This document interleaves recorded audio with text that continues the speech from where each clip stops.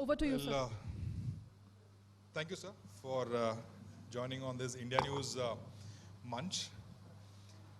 We just finished 5 state elections. Could say to a large extent disappointment, but then big win in Telangana, historic, emphatic win for the Congress party in Telangana. Thank you, JP. I think Congress party and lots of people in the country and parties in India Alliance, we are all expecting us to get a couple of more states in this election. We did have a big victory in Telangana from say about 10, 11 MLAs to 64 MLAs, and a huge jump in the percentage of vote, number of votes, and all that thing happened. But then we thought there could be much closer contest in these 3 states. Somehow that didn't happen. But nevertheless, when you look at the big picture, we did have more than 10 lakh votes coming in our way. And the percentage-wise also we are a little ahead. And number of seats also is not very far. But then loss is loss. Elections come and go, losses and victory are there. But I think we need to start strategizing for 2024 election, bring back the narrative of common man in the forefront, the issues that we raised in the parliament in the past few years. Again, I think that we need to build back, bring back to our narrative, build up a narrative, and fight a good election in 2024. Well, you are in the middle of these 5 state elections as far as Congress party is concerned. After the results, what are the main takeaways for a party as such for you? See, it's good that, in a way, it's good that we know what are our strengths and what are our weaknesses. We know where we failed. We know why we didn't get the votes in some of these states and all. So we can now re-strategize, look at things in a different way now,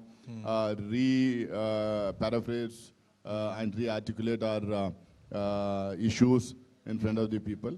And I think there was a bit of anti-incumbency in Chhattisgarh and then and Rajasthan. I personally had been to Rajasthan several times, and I really felt that we will be having that state back with us. But then I think a bit of infighting there. I cannot hide that. There was a bit of infighting. There was a bit of election management problems, some coordination problems. I think largely because of these that we lost the election. And obviously, Bharatiya Janata Party, the way they spend the money, the way they try to polarize and divide and bring. But Madhya Pradesh, was it overconfidence? See, I think in all these states, I think overconfidence was one factor that was there in all the 3 states. And then election management and coordination was also a problem. Like in Telangana, the way Congress party fought there, entire Karnataka Congress was there, entire Maharashtra Congress was there. We were very aggressive. Our guarantees, our declarations, and the way we took on BRS there, I think that gave us result. Had we coordinated in the same way in these states, and had we gone with the same aggression in these states, I think we could have had better results there. Akhilesh Yadav was on Manch this morning. He said, "Thoda ahankar tha Congress ka, abhi kam hua hai after the results." देखिए, जब results में जीत होती तो एक अलग confidence होता है, हार होती तो ठीक है, थोड़ा पॉट शॉट्स लेते हैं लोग. मैं उस पर ज़्यादा नहीं जाऊंगा, लेकिन मुझे लगता है क्योंकि जो इंडिया अलायंस जो बनाया गया था, जो बात हुई थी, largely Lok Sabha election point of view, 2024 election point of view ही बात हुई थी. स्टेट इलेक्शंस के लिए बात नहीं हुई थी. बट नेवरदलेस हम लोग जो है हमेशा अलग अलग स्टेट्स में जो वहाँ पे जो दूसरे पार्टीज हैं उनको अकोमोडेट करने की कोशिश किए हैं. अगर अकोमोडेट कर सकते तो शायद हम लोग को थोड़ा और बेहतर रिजल्ट्स आ सकते थे. कई टाइम ऐसे जब चूक हो जाती है तो we learn lessons from that. Well, the narrative is being set for the 2024 parliamentary elections. Just a couple of months to go for that. The BJP seems to have their task cut out. They have the narrative set. Abrogation of Article 370. They have Ram Mandir. They have development projects. As a principal opposition, where is the Congress? See, now it is both Congress plus India Alliance. we have raised several issues in the past about unemployment, about poverty, about state of economy, Chinese incursions, and the misuse of autonomous institutions in our country, attack on democracy, a continuous attack on constitution. All these issues we are regularly raised these issues in public domain and in parliament and also the parliament also. We are also fought for like farmers, for MSMEs. Whenever there were issues coming up in the parliament, we raised issues. I think broadly these are the issues for alliance partners, India Alliance group in the coming election.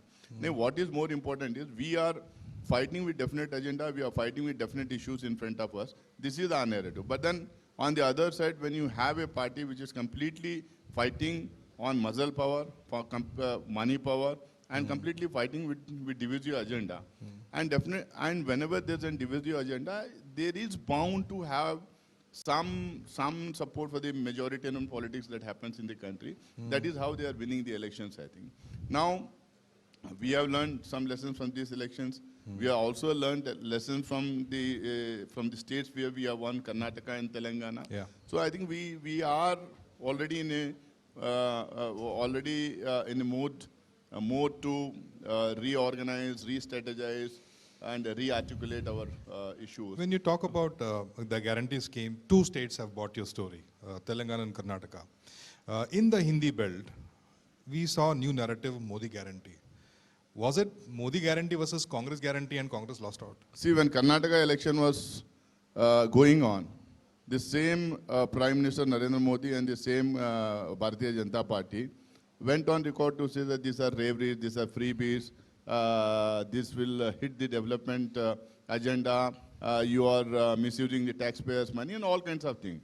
But they learned their lessons from Karnataka election. And what did they do in Madhya Pradesh? What did they do in Chhattisgarh and Rajasthan?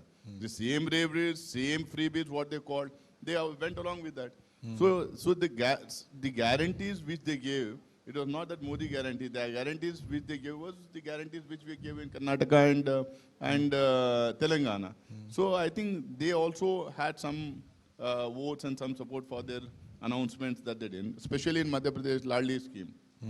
The way they improvised and since the government was there, they actually implemented it. I think they got support for that scheme. So BJP, they speak about one thing in one election and they will adopt the same thing in another election if they feel that it suits them. That is how they do their politics. But then we have our agenda clear.